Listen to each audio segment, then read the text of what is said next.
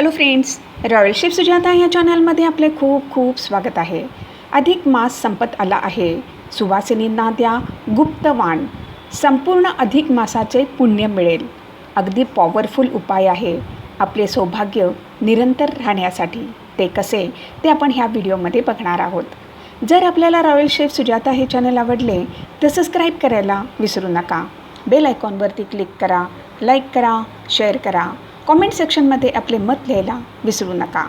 17 मेपासून अधिक मास प्रारंभ झाला असून 15 जून 2026 सोमवार या दिवशी समाप्ती होत आहे. आध्यात्मिक दृष्टीने हा महिना खूप महत्त्वाचा आहे. अधिक मास हा भगवान विष्णू यांना समर्पित आहे. तसेच खूप पवित्र व पुण्यदायी आहे. अधिक मासलाच मलमास किंवा पुरुषोत्तम मास म्हणतात, हे आपल्याला माहिती आहेच. अधिक मासमध्ये आपल्या कुलदेवीची ओटी भरणे शुभ आहे. तसेच आपल्या लेकीला व जावयाला वाण देण्याची जुनी परंपरा आहे. अधिक मासमध्ये आपल्या आईची ओटी भरण्याची प्रथा आहे. पण आपल्याला माहिती आहे का, धार्मिक मान्यता अनुसार याच महिन्यामध्ये सुवासिनींना गुप्त वाण देण्याची प्रथा आहे. सुवासिनींना गुप्त दान दिल्याने अधिक मासच्या संपूर्ण महिन्याचे पुण्य आपल्याला लाभते. आता अधिक मास लवकरच संपत आला आहे. त्यामुळे आता ज्यांचे कोणाचे वाण देण्याचे राहिलेले असेल तर अजून वेळ गेलेली नाही. आता आपण अधिक मासमध्ये काय गुप्त दान द्यावे हे बघूया. अधिक मास हा धार्मिक मान्यता अनुसार पुण्यदायी मानला जातो. ह्या काळामध्ये दान, धर्म, वाण देणे शुभ मानले जाते. तसेच विवाहित महिलांना सौभाग्यवर्धक वस्तू देण्याची परंपरा आहे. अधिक मासमध्ये विवाहित स्त्रिया विवाहित मावशी, काकी, आत्या किंवा भाची यांना आमंत्रण देऊन त्यांना हळद कुंकू देऊन वाण देतात. ही भेटवस्तूची नुसतीच प्रथा नाही तर हा एक शुभ संस्कार आहे. पण एक गोष्ट लक्षात घ्या, आपण जे वाण देणार ते आपण आपल्या पैशांनी खरेदी करून आणलेले द्यावे. कोणी आपल्याला दिलेली वस्तू किंवा साडी वाण म्हणून देऊ नये. तसेच अधिक मासमध्ये सुवासिनी जोडवी बदलतात. पण आपण आपल्यासाठी आणलेली जोडवी कोणालासुद्धा देऊ नये.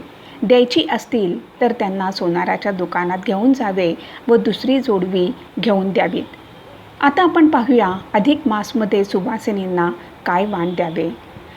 धार्मिक मान्यता अनुसार अधिक मास शुभ कार्य, दानधर्म, जप, तप किंवा सेवा करण्यासाठी विशेष महत्त्वाचा मानला आहे.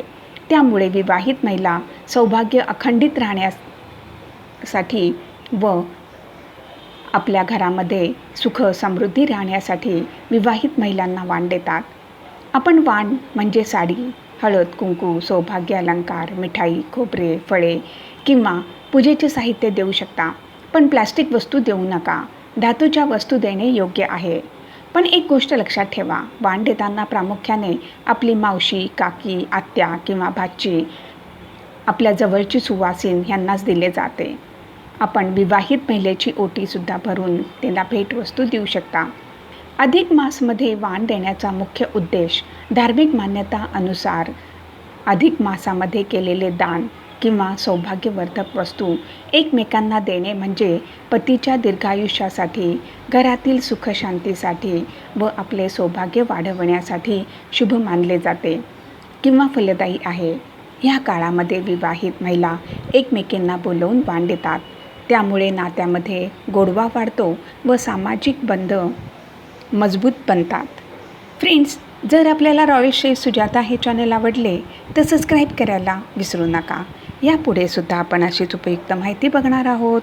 धन्यवाद.